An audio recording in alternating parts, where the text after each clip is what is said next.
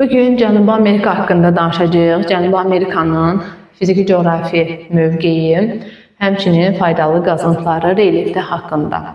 Cənubi Amerikanın sahəsi 17,8 milyon kvadrat kilometrdir. Ekvatora nəzərən şimal və cənub, Qrinviç nəzərən isə qərb yarımkürəsində yerləşir. Cənubi Amerika iki işıqlanma qurşağında, böyük bir hissəsi tropik işıqlanma qurşağı, az bir hissəsi isə mülayim işıqlanma qurşağında yerləşir. Materiki Antarktida ilə ayıran boğaz Drake boğazıdır. Materiki Şimali Amerika ilə ayıran Panama bərzəxi vasitəsilə ayrılır. Ümumilikdə Cənubi Amerikanın Şimali Amerika ilə oxşar cəhəti odur ki, qərb hissəsi geosiqnal, yəni dağlıq hissələrdən, şərq hissəsi isə ovalıqlardan və yaylılardan, platform ərazisindən ibarətdir. Ucqar nöqtələrindən şimaldan Galinas burnudur, Kolumbiya ərazisindən düşür. Cənubdan Fraude burnudur, Çili ərazisindən düşür. Qərbdən Parinas burnudur. Şərqdən isə Cabo Branco burnudur. Cabo Branco burnu Braziliya ərazisindən düşür.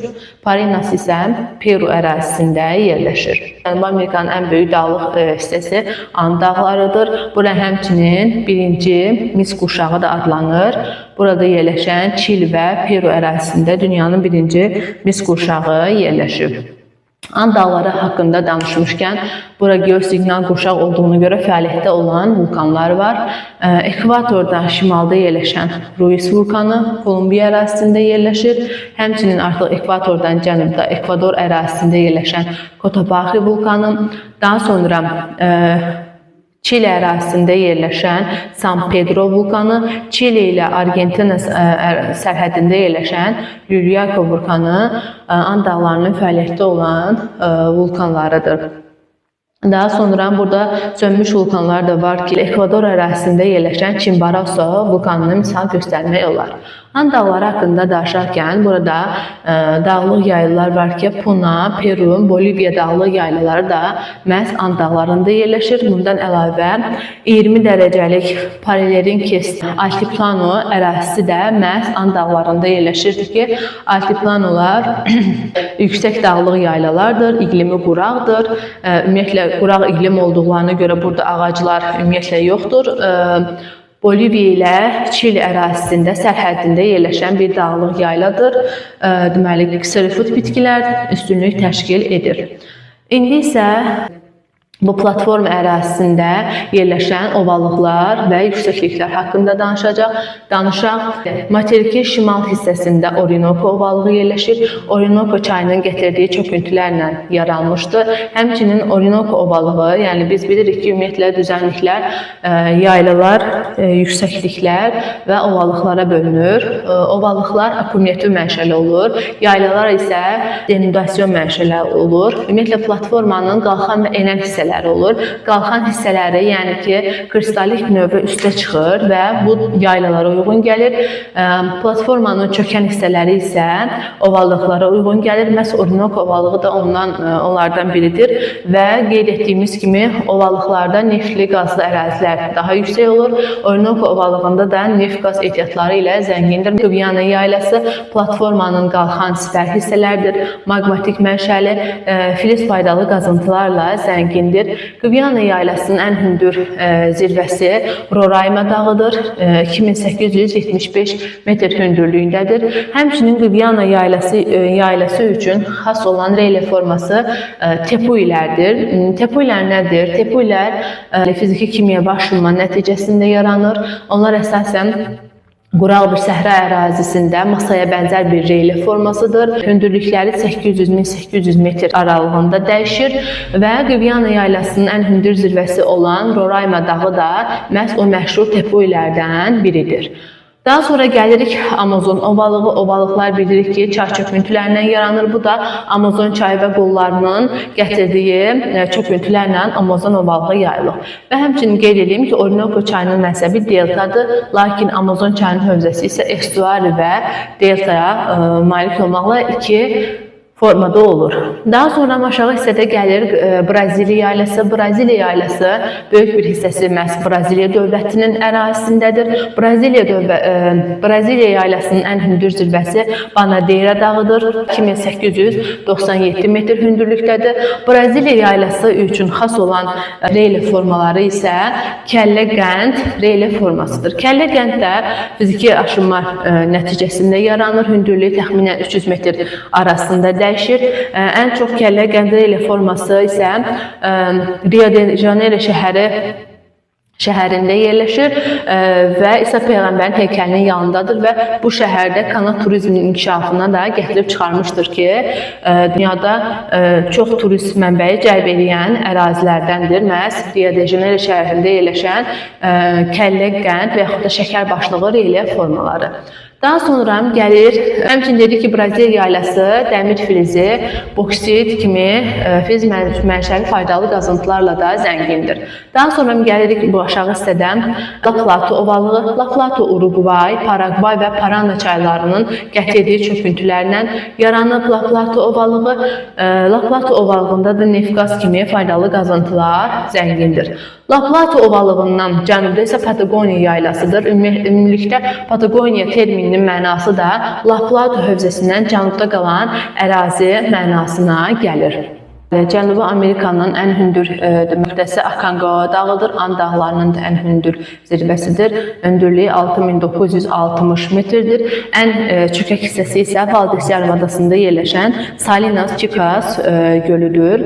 Faydalı qazıntıları haqqında danışsaq, Boliviya qalaya görə fərqlənir dünyada. Qızıla görə də Boliviya, həmçinin Kolumbiya, Peru ərazisi fərqlənir. Fosforita görə burada Sechura səhrası var ki, fərqlənən ərazilər. İndi isə Afrika materikinin relifti, faydalı qazıntıları, geoloji quruluşu haqqında danışacağıq. Afrika materiki 4 yarımkürədə yerləşir.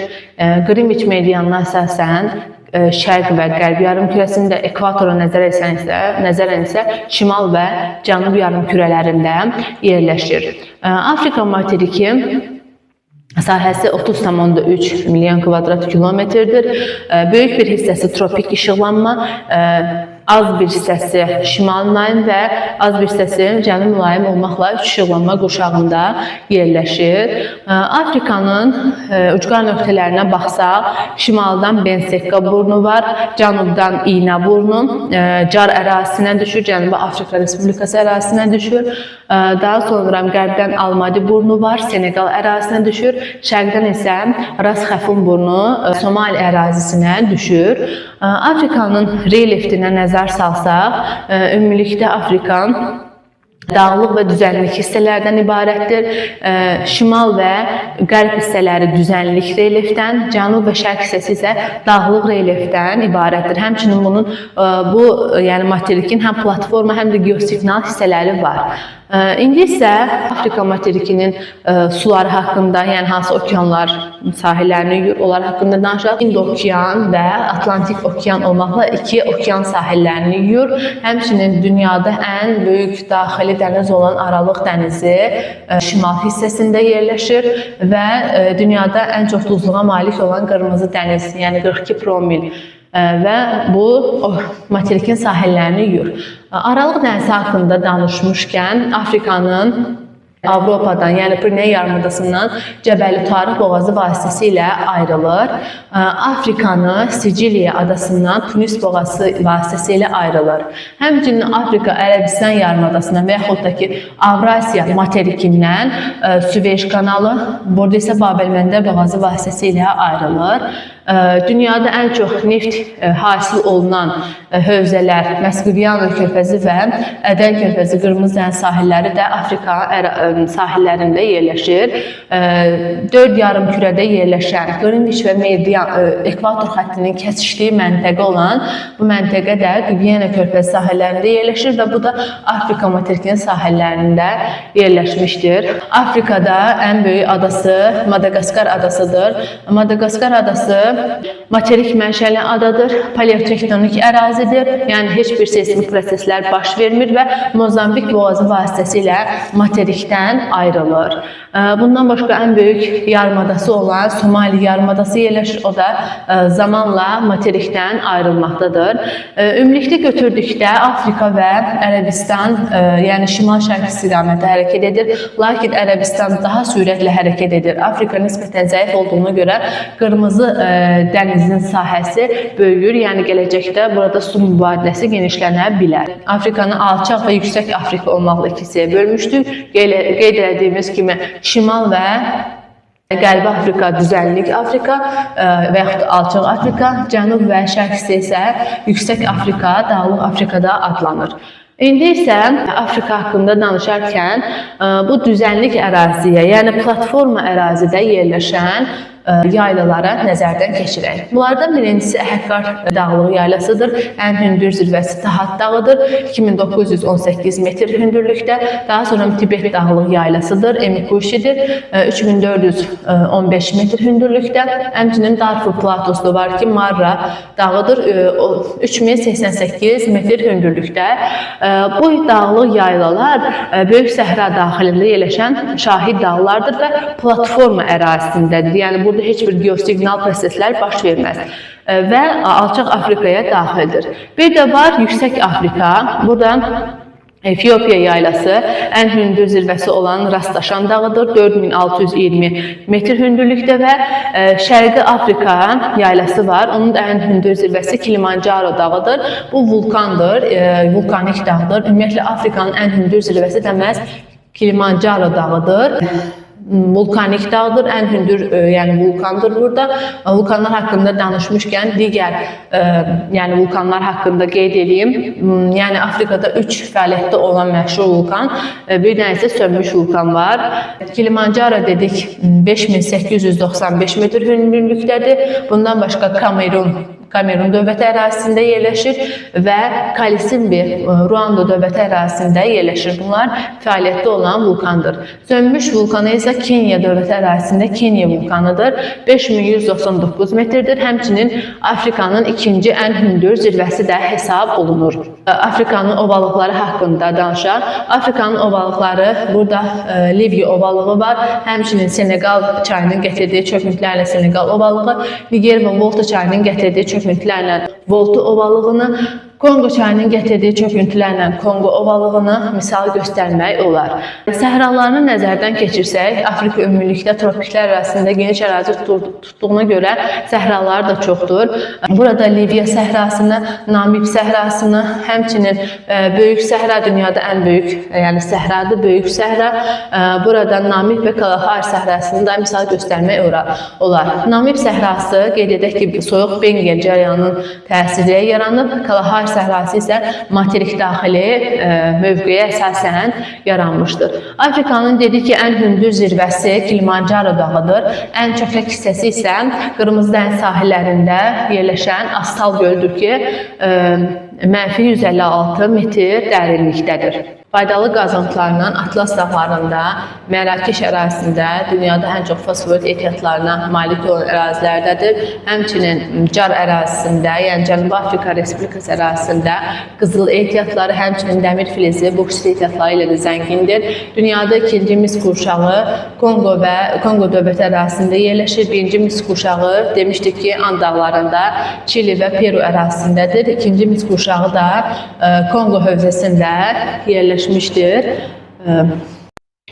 İndi isə sahəsinə görə ən kiçik materik olan Avstraliya materiki haqqında danışacağıq.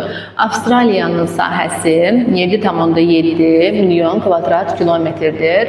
Avstraliya ümumilikdə Gondwana qurusunun tərkibinə daxil olan materiklərdəndir. Ümumilikdə platform ərazisidir, heç bir geosignal qurşağı daxil olmadığına görə cavan dağ və yaxud da fəaliyyətdə olan vulkan yoxdur.